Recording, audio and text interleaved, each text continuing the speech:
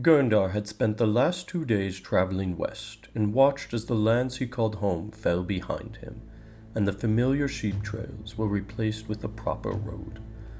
Additionally, the amount of people he saw increased from the occasional familiar face to more and more strangers. As he reached the edge of the DragonFang lands, he took a moment and gently squeezed the leather pouch that hung around his neck. Inside the pouch were 4 pebbles, a parting gift from his elder brother Furlock. Each pebble was a different type of stone, representing the 4 primal elemental powers. Furlock had given him the pouch with these parting words.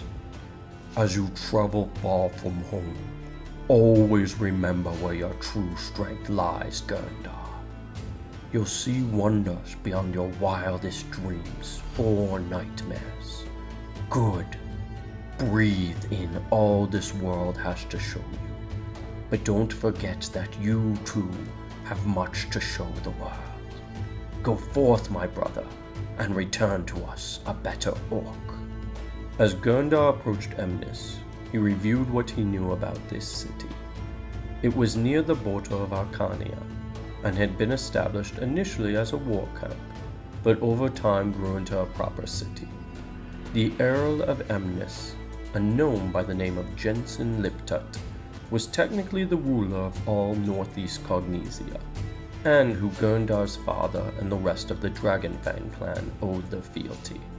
However, Earl Liptut was no fool, and she knew that her subjects on the border of Bellum were no loyalists. To her credit, she had done an excellent job of giving the orc tribes enough breathing room to not feel their culture was being replaced by Cognesia.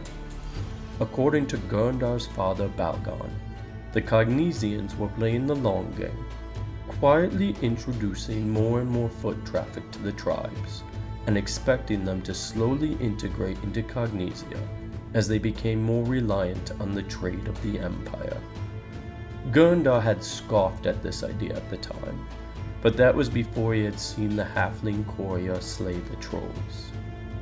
Tales of that story were already spreading throughout the tribes, and more than one young orc had asked where they could learn such powers.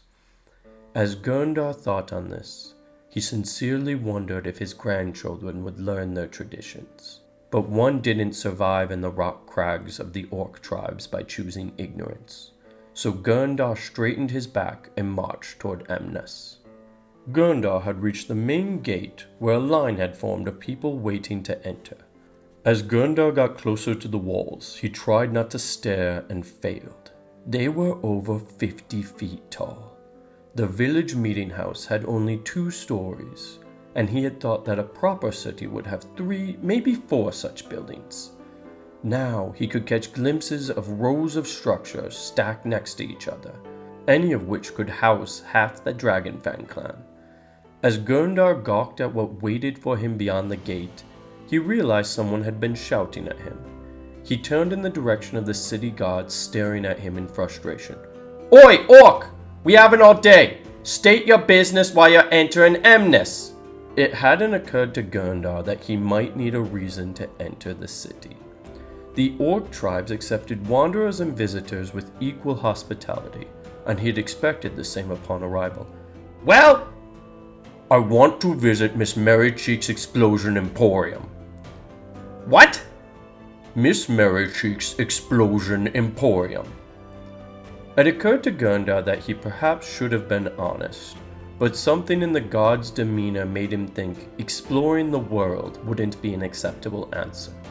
That's in Ferrodin, a months-long journey from here by foot. Yes. Looking for a place to stay the night while on the road. The god looked Gerndar up and down. You should try the Toothy Boar. Their beds could be worse, but at least they're dry. Welcome to Emnis, citizen. Gerndar walked through the gate and took a deep breath as he entered a city for the first time. To his credit, it only took him 4 hours to find the Toothy Boar. He had always had a good sense of direction among the rocky caverns, but sooner than he could count to 3, he couldn't tell down from up. He walked past the same fountain 3 times, nearly got run over by a cart carrying sheep, Why carry sheep? They have legs, they can walk, Gerndar grumbled to himself.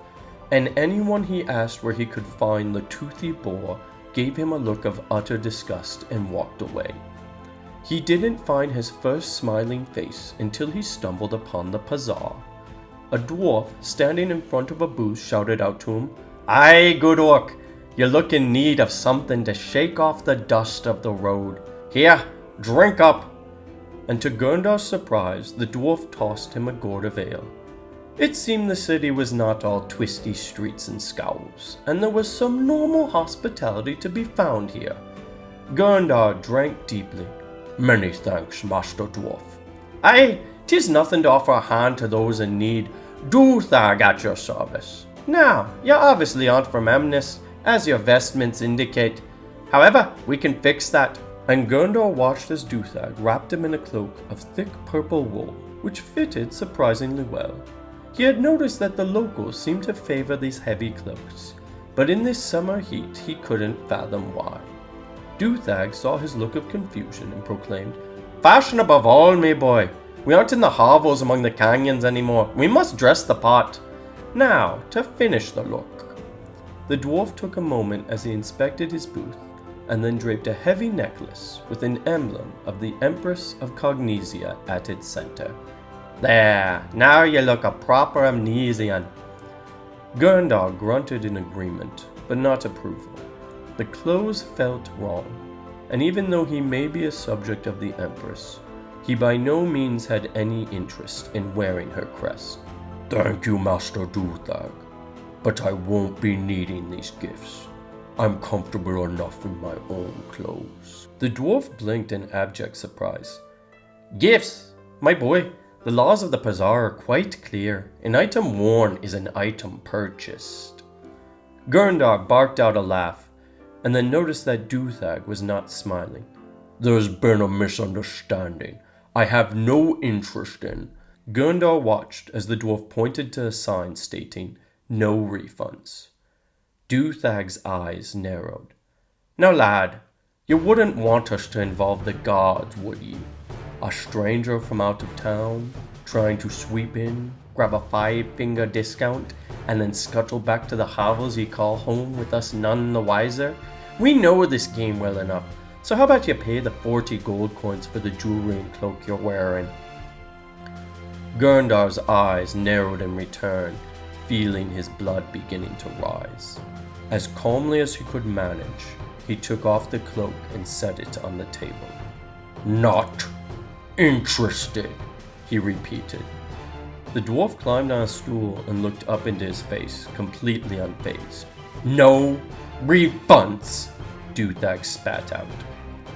At this, Gerndar clenched the necklace and pulled down sharply, snapping the chain.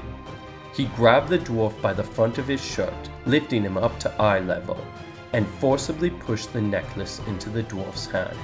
"How about you make an exception this time?" Duthag's eyes had shot wide, but then he looked almost sad as he said, "Oh lad, you don't know with whom you're playing with, do ya?"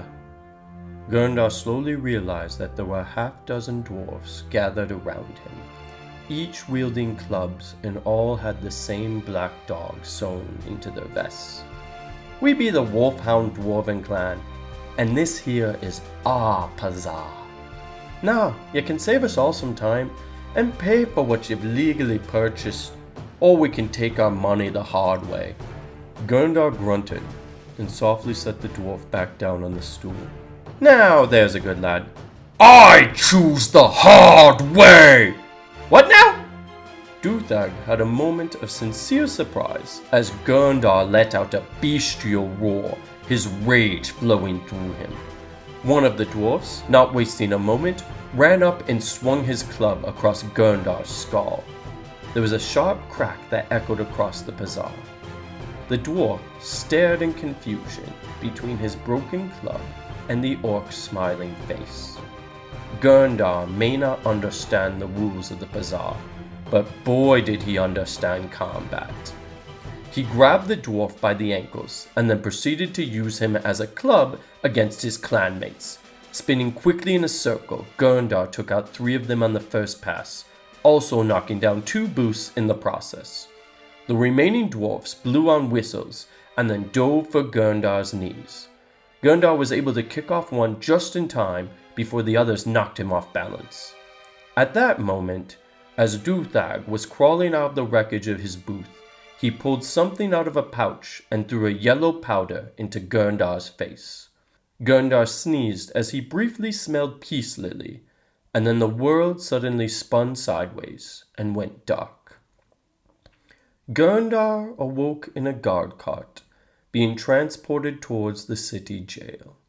As his vision came into focus, he watched as the cart rolled by the toothy boar, which apparently had been on the other side of that cursed fountain he was now passing for the 4th time.